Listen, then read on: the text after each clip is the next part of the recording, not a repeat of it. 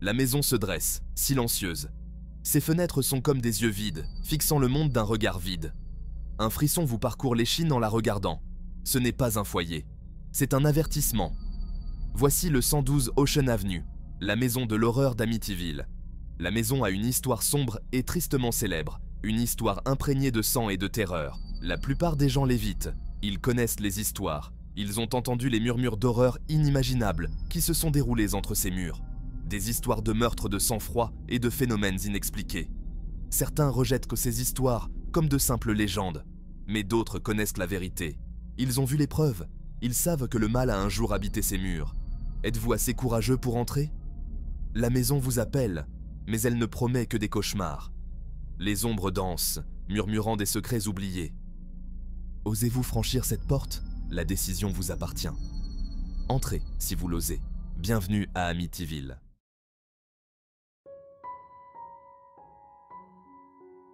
Nous sommes en 1974.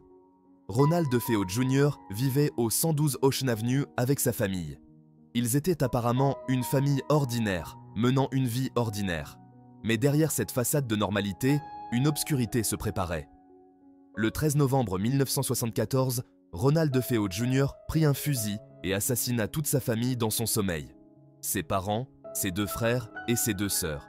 Tous disparus, abattus dans leur lit par leur propre chair et leur propre sang. Le mobile de ces meurtres reste un mystère à ce jour. Les meurtres ont provoqué une onde de choc dans la communauté. La maison d'Ocean Avenue est devenue un symbole du mal. Jusqu'à ce qu'un jeune couple, George et Kathy Lutz, arrive.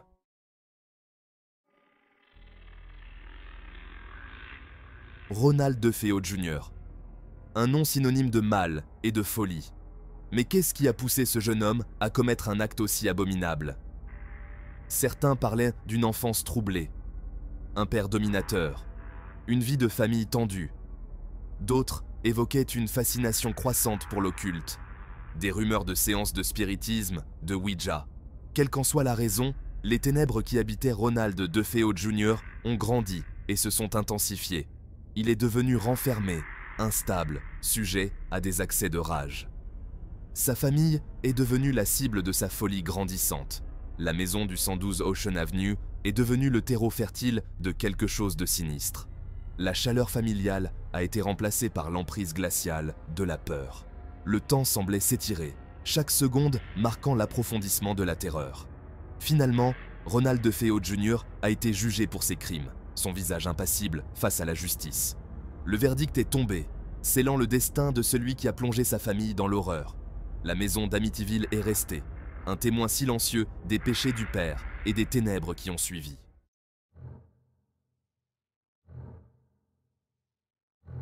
La nuit était froide, l'air épais d'un calme surnaturel. À l'intérieur de la maison des DeFeo, une tempête se préparait. Ronald DeFeo Jr., armé d'un fusil, se faufilait dans les couloirs sombres. Ses yeux, dépourvus de toute émotion, fixaient sa famille endormie. Il entra d'abord dans la chambre de ses parents. 2 coups de feu retentirent, brisant le silence de la nuit. Ronald DeFeo Sr. et Louise DeFeo, leurs rêves brisés, n'ont eu aucune chance. Un par un, il entra dans les chambres de ses frères et sœurs, Dawn, Allison, Mark et John. Chaque coup de feu était un clou dans le cercueil de leur innocence. Au moment où le soleil commença à se lever, 6 vies s'étaient éteintes, et au centre de tout cela, une silhouette solitaire, debout au milieu du carnage. La nouvelle des meurtres se répandit comme une traînée de poudre à Amityville. Voisins, amis et inconnus, tous furent sous le choc et l'incrédulité. La police arriva à la maison des DeFeo pour découvrir une scène d'horreur inimaginable. 6 corps, criblés de balles, gisaient sans vie dans leur lit. Ronald DeFeo Jr., couvert du sang de sa famille, fut arrêté plus tard dans la journée. Il avoua les meurtres, affirmant que des voix dans la maison l'avaient repoussé à commettre cet acte innommable. La maison du 112 Ocean Avenue est restée un rappel effrayant de l'obscurité qui peut se cacher sous la surface des familles les plus normales en apparence. Les journaux locaux et nationaux se sont emparés de l'histoire, alimentant la fascination morbide du public.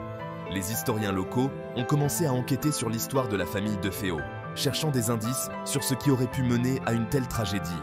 Une veillée aux chandelles a été organisée par la communauté, cherchant à honorer la mémoire des victimes et à trouver un semblant de paix. Mais la maison elle-même semblait garder des secrets, une présence sombre qui ne pouvait être ignorée. Des enquêteurs paranormaux ont été appelés pour explorer les phénomènes étranges qui continuaient de hanter le 112 Ocean Avenue.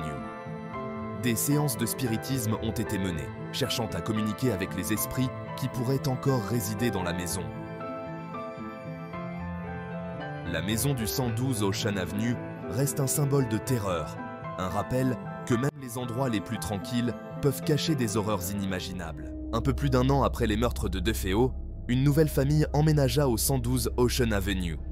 George et Kathy Lutz, ainsi que leurs 3 enfants, étaient à la recherche d'un nouveau départ. Ils voyaient les pièces spacieuses de la maison et sa vaste pelouse, le potentiel de bonheur qu'elle offrait. Ils ont écarté les histoires, les murmures sur le passé sombre de la maison, les considérant comme de simples superstitions. Ils pensaient pouvoir faire de cette maison un foyer, mais la maison avait d'autres projets. Presque immédiatement, la famille Lutz a commencé à vivre des événements étranges et troublants. Points froids, odeurs nauséabondes et voix désincarnées ont rythmé chacun de leurs mouvements. Au début, ils ont essayé de rationaliser ces événements. Mais à mesure que les jours se transformaient en nuit, les événements sont devenus de plus en plus troublants. Ils étaient entrés sans le savoir dans un cauchemar. Les enfants ont été les premiers à sentir le mal qui imprégnait la maison. Ils entendaient des murmures dans les couloirs sombres, des voix qui semblaient venir de nulle part. Danny, le plus jeune des enfants Lutz, parlait d'un ami imaginaire, une entité démoniaque aux yeux rouges luisants. Il disait que cet ami lui parlait la nuit, lui murmurant des choses effrayantes. Kathy Lutz a commencé à faire des cauchemars intenses, des visions des meurtres brutaux de la famille DeFeo. Elle se réveillait en sueur, terrifiée par les images sanglantes qui hantaient ses rêves. George Lutz, autrefois un homme pondéré, est devenu de plus en plus irascible, sujet à des accès de rage et de paranoïa. Il sentait une présence malveillante qui le poussait à bout. La famille essayait de conserver un semblant de normalité. Ils se réunissaient pour des repas, tentaient de rire et de parler de choses ordinaires, mais l'ombre de la maison planait toujours sur eux. Mais la vérité était indéniable. La maison semblait vivante, respirant une énergie sinistre qui les enveloppait. Ils vivaient dans une maison de l'horreur, un lieu où le mal semblait avoir pris racine, transformant leur quotidien en un cauchemar éveillé.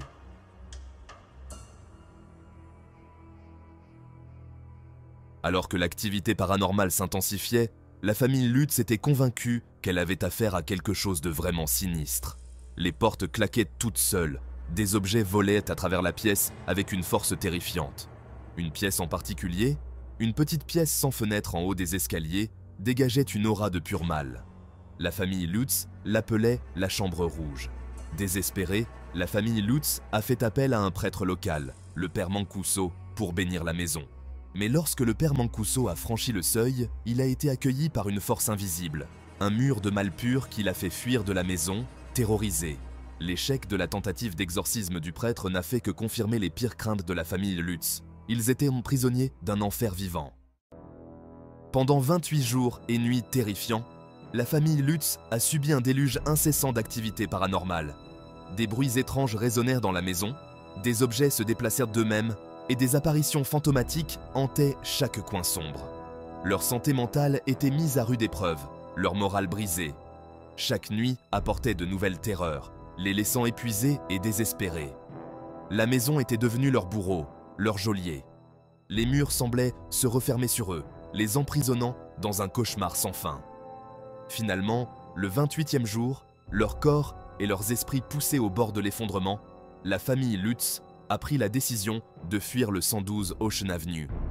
Ils n'avaient plus d'autre choix que de quitter cette maison maudite. Ils ont laissé derrière eux leurs biens, leurs rêves, leur espoir. La maison était désormais un lieu abandonné, rempli de souvenirs terrifiants et de possessions éparpillées. L'horreur d'Amityville est devenue une sensation médiatique, un récit édifiant sur une maison possédée par le mal. Les journaux et les reporters se sont emparés de l'histoire, la transformant en une légende urbaine.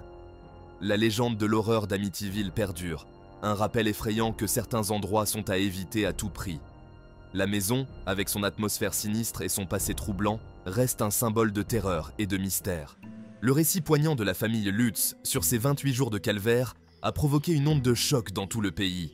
Les sceptiques se sont moqués d'eux, qualifiant leurs affirmations de canulars. Mais d'autres, Interpellés par la terreur qui se lisait dans les yeux de la famille Lutz, on sentit un frisson leur parcourir l'échine. Déterminés à découvrir la vérité, les célèbres enquêteurs du paranormal, Ed et Lorraine Warren, se sont rendus au 112 Ocean Avenue. Forts de leurs années d'expérience dans la lutte contre l'inconnu, ils ont apporté avec eux un arsenal de caméras, d'appareils d'enregistrement et de détecteurs de champs électromagnétiques. L'air à l'intérieur de la maison était lourd, oppressant. Les Warren, pourtant habitués à la présence glaciale du surnaturel, ressentaient un profond malaise entre ces murs. Leur enquête a commencé dans le salon, l'épicentre d'une grande partie de l'activité paranormale vécue par la famille Lutz. Alors que l'obscurité enveloppait la maison, les Warren ont déployé leur équipement d'enregistrement audio le plus sensible. Ils se sont assis en silence, l'air chargé d'anticipation, écoutant attentivement le bruit blanc qui sifflait dans les haut-parleurs. Soudain, un son a percé le silence, un grognement sourd et guttural provenant des profondeurs de la maison. C'était faible, presque imperceptible, mais indéniablement présent. Les cheveux à l'arrière de leur tête se sont dressés sur la tête. La maison leur parlait. Enhardi, Ed Warren s'est adressé directement aux ténèbres. « Identifiez-vous » a-t-il exigé. La réponse a été instantanée. Un murmure effrayant, froid comme la glace, a serpenté à travers la pièce. « Sortez » a-t-il sifflé. « C'est ma maison. » Le temps semblait s'arrêter, chaque seconde s'étirant dans l'éternité. Les Warren savaient qu'ils étaient en présence de quelque chose de puissant et de malveillant. La maison d'Amityville n'était pas seulement hantée, elle était possédée. Alors que l'aube approchait, ils savaient que leur bataille ne faisait que commencer.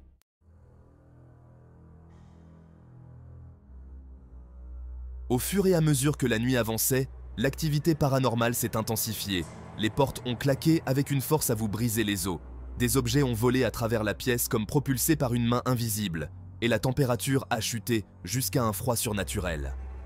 Les Warren, armés de caméras et de détecteurs infrarouges, ont tenté de documenter chaque événement inexpliqué. Une photographie, prise au cœur de la nuit, a capturé une image effrayante. Debout, au bout du couloir, enveloppée d'obscurité, se trouvait une silhouette sombre, ses yeux brillants d'une lumière inquiétante. La silhouette ressemblait étrangement aux descriptions données par les enfants Lutz de l'entité démoniaque qui les avait tourmentés. La maison était baignée d'une mer d'énergie électromagnétique, un témoignage des forces puissantes à l'œuvre entre ses murs. L'horreur d'Amityville continue de susciter de vifs débats.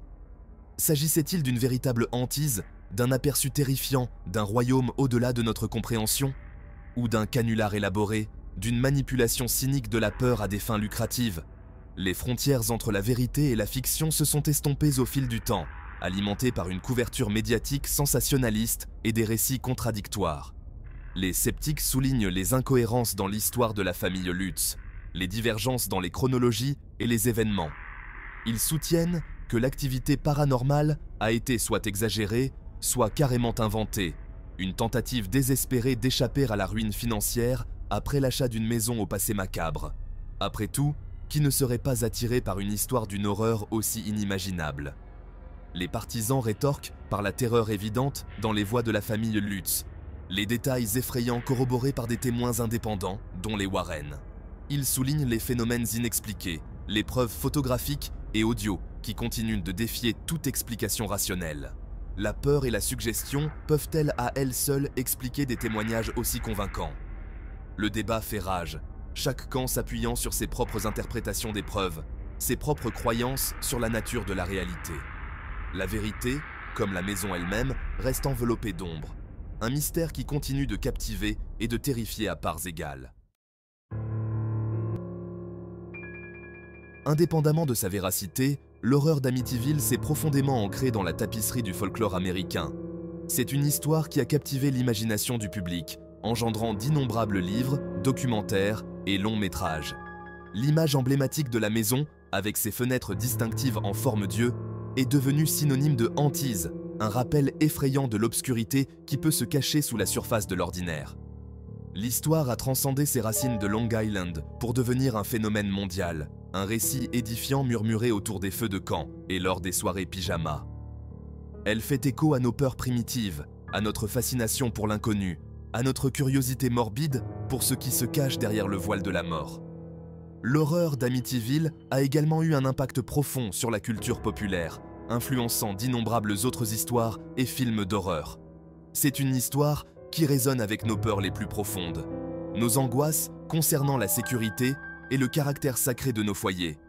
Ces lieux où nous devrions nous sentir le plus en sécurité. L'histoire nous rappelle que le mal peut se cacher dans les endroits les plus inattendus, que même les cadres les plus idylliques peuvent abriter de sombres secrets. C'est un rappel que certaines portes sont à laisser fermer, certains mystères à ne pas résoudre. L'histoire d'Amityville continue de fasciner et d'intriguer, des décennies après les événements présumés. De nouvelles œuvres continuent d'émerger, explorant et réinterprétant les événements de cette maison maudite. La maison elle-même a changé de main plusieurs fois, chaque nouveau propriétaire apportant sa propre couche d'histoire et de mystère. Les chasseurs de fantômes et les enquêteurs paranormaux continuent de visiter le site, espérant capter des preuves de l'au-delà. Les reconstitutions historiques et les dramatisations continuent de captiver le public, maintenant l'histoire vivante dans l'imaginaire collectif. L'impact culturel de l'horreur d'Amityville est indéniable, influençant des générations de créateurs et de consommateurs de récits d'horreur. Alors que les années passent, l'histoire d'Amityville reste un rappel puissant de notre fascination pour l'inconnu et l'inexplicable. C'est une histoire qui continue de hanter notre imagination, un conte édifiant sur les dangers de ce qui se cache dans l'ombre.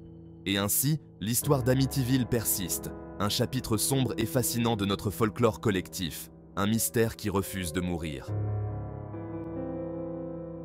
Et ainsi, l'histoire d'Amityville persiste, un chapitre sombre et fascinant de notre folklore collectif, un mystère qui refuse de mourir.